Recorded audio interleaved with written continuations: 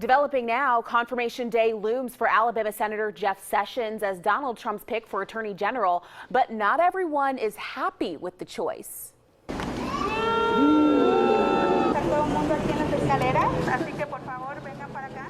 Well, you heard boos there. People gathered downtown to protest the president-elect's selection.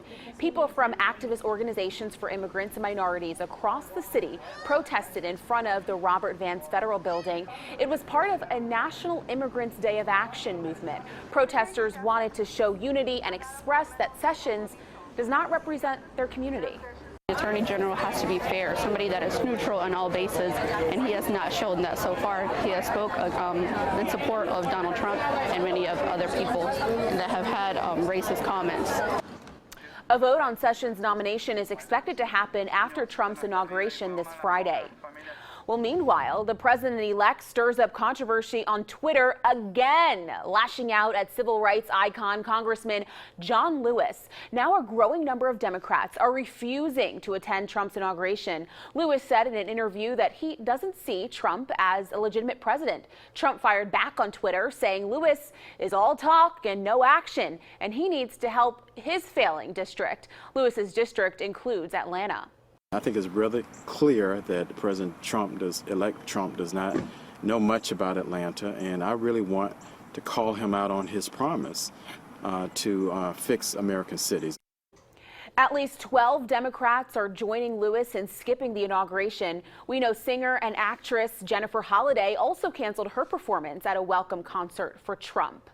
And speaking of Donald Trump, he tweeted Saturday that the inauguration was growing bigger and bigger. We know preparations have been underway for weeks, and many say it will cap a year in political activism while others prepare to represent their home state. Don Champion goes inside the inauguration plans.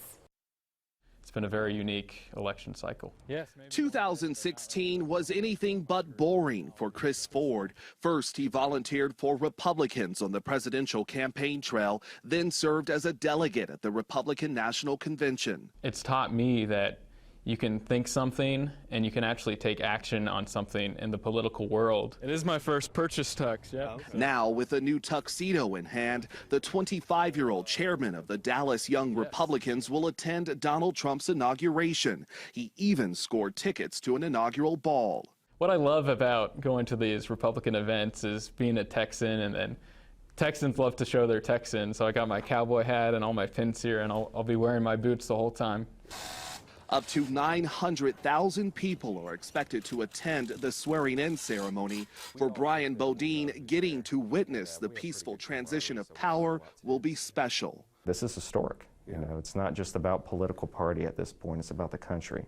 It is a sentiment shared by thousands of others who are traveling across country for the inauguration, including members of the Commanding General's Mounted Color Guard from Fort Riley, Kansas. They'll be riding in the inaugural parade. It's a very exciting feeling to think that we get to be a part of history, and we're always going to be remembered there. It's great. This will be the group's second such honor in a decade. Members of the Color Guard also rode in President Obama's first inaugural parade. Don Champion, CBS News, Dallas. And speaking of the inauguration, traveling to Washington, D.C. isn't going to be cheap for many guests. Some hotels are going for more than $500 a night, while Airbnb says it will be its biggest night for business in D.C. The company expects more than 13,000 people to stay at listings in the area on January 20th, bringing hosts a total of around $6 million. New this morning, Republicans hold all statewide offices in Alabama, but some prominent Democrats believe it's time to make a comeback. Former Alabama Chief Justice Sue Bell Cobb says she's considering a run for governor in 2018. Former Congressman Parker Griffith is also considering a run. His name might be familiar to you all, right? He unsuccessfully challenged Governor Robert Bentley back in 2014. The campaign bid talks come after several Republican leaders like Bentley and former House Speaker Mike Hubbard have been have mixed up in a whole lot of scandals recently. I know many of you know that. Well, new this morning, Washington state investigators say a man is in custody after a mosque fire is ruled arson. Listen to this. Cell phone video captured the massive wall of flames and smoke as it ripped through the Islamic Center of the East Side in Bellevue. Police say the 37-year-old homeless man accused of starting the fire was behind the mosque when firefighters arrived. Now followers are trying to find answers.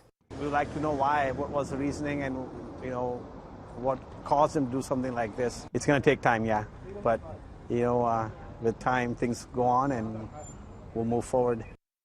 No one was hurt in the fire. The suspect is expected to be charged with second-degree arson on Tuesday. Turning our attention now to this story, community leaders and activists continue to react to a scathing report by the Justice Department on the Chicago Police Department. The 13-month-long investigation found that Chicago police routinely used excessive force. Attorney General Loretta Lynch says she believes the problem is with the institution rather than the individual officers, a thought echoed by one superintendent. Take a lot of the issues raised and a lot of the recommendations came from rank and file officers. So these are things that they're asking for. So in that sense, I think that this will help morale because now they're getting a sense that we actually care about them and they'll get the things that they need. Chicago Mayor Rahm Emanuel says city leaders are already looking at ways to change how officers are trained, among other ideas from the Justice Department. Well, a CBS 42 News update for you this morning. A replacement is named for a Jefferson County judge accused of perjury. Danny Carr was sworn in as the district attorney pro tem for the 10th Judicial Circuit. He replaces Charles Todd Henderson, who was elected into the position last year. Now, Henderson was set to be sworn in as district attorney after the Martin Luther King Jr. holiday before the perjury charge. Henderson's attorneys believe the charges are politically motivated.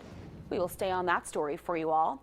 All right, happening today, the Birmingham Civil Rights Institute is teaming up with the Alabama Symphony Orchestra to honor the life and the legacy of Dr. Martin Luther King Jr. Reflect and Rejoice features a presentation by actor Brandon McCall. He'll present Dr. King's letter from the Birmingham jail. The event also commemorates the 100th anniversary of Scott Joplin's death, featuring a performance by Allison Sanders. The event is today at 3 o'clock at the Alice Stevens Center. All right. It's going to be a great event. Your time right now, it is 6:40. People in California could be forced to higher ground yet again. After the break, the preparations underway as more rain heads to the area.